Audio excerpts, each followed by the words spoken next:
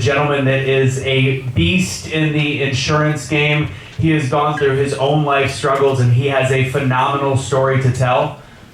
I'm looking very forward to hearing it again. He has jumped into this idea that not only is life about having a successful business and making money, but the idea that you can also have a massive impact on people that maybe is the younger version of you. And I'm excited to hear him talk, and I want you guys to give a nice round, loud cheer for Manny Aragon.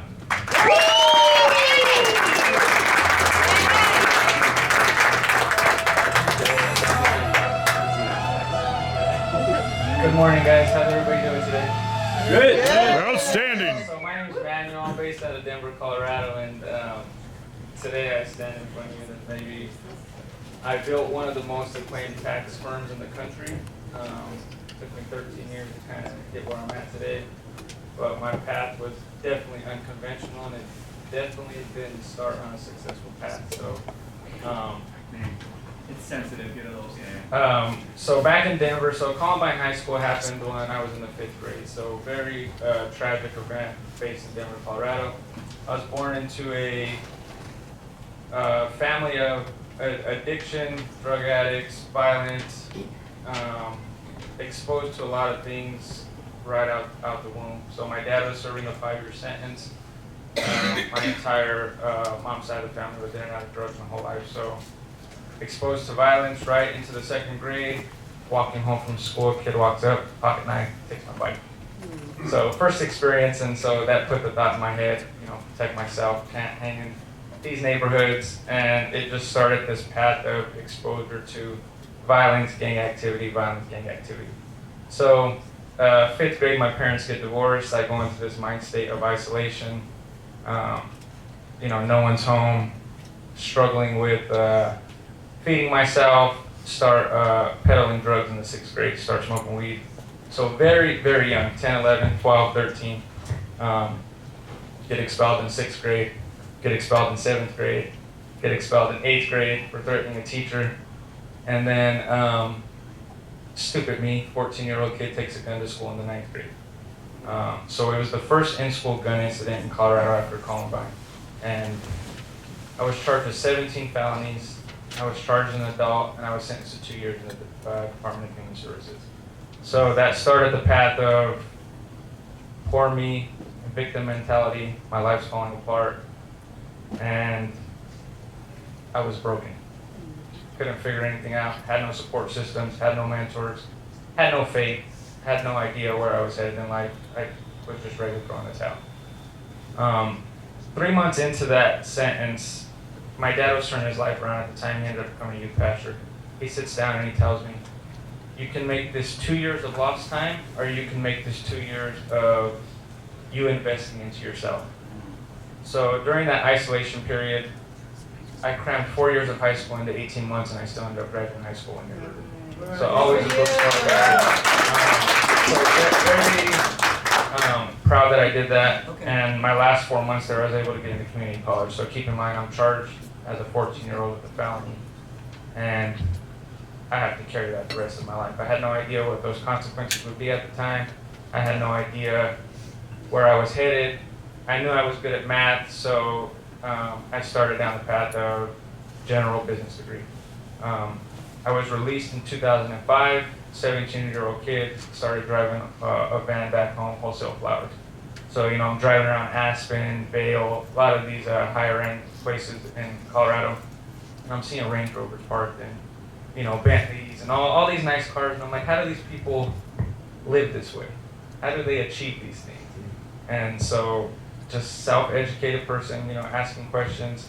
Hey, how do you afford this stuff out here? And what it started to do was it constructed my business mentality, where I started to look at the P&L. So, we're delivering flowers to King Soopers, for example. You're taking this a $1 rose, and it's being sold for $2. You take it to a floral shop, it's being sold for $5. You take it to Aspen, it's being sold for $50.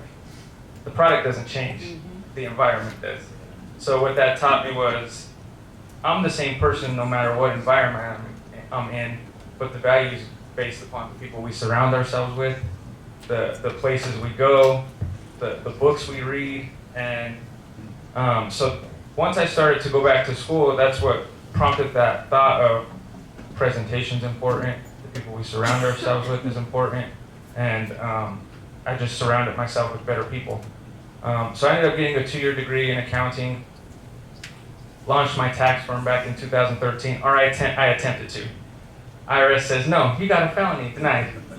So I'm at home, distraught, $5,000 in the hole. All the money I had is invested in folders and software and everything at the time.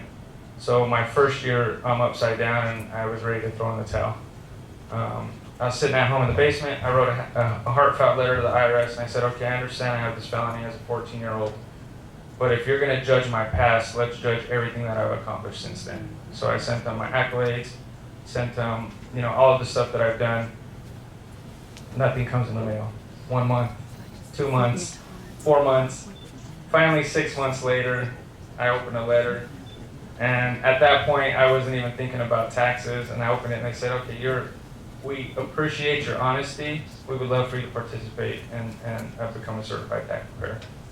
And so I launched my business the next year. So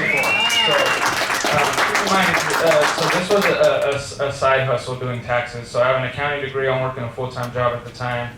I just got married, my first apartment, and life was horrible.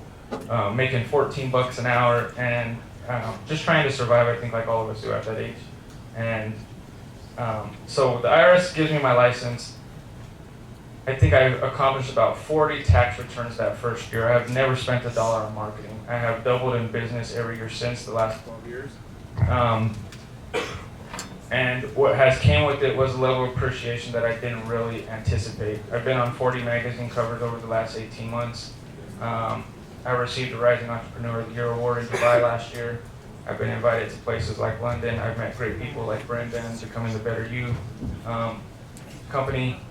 And if you asked me a year ago, do I envision myself doing what I'm doing? No. I mean, I went from being in the room just like you guys. So, it's about getting in the room, being in the room, leading the room, and just investing in yourself and understanding that you can achieve anything.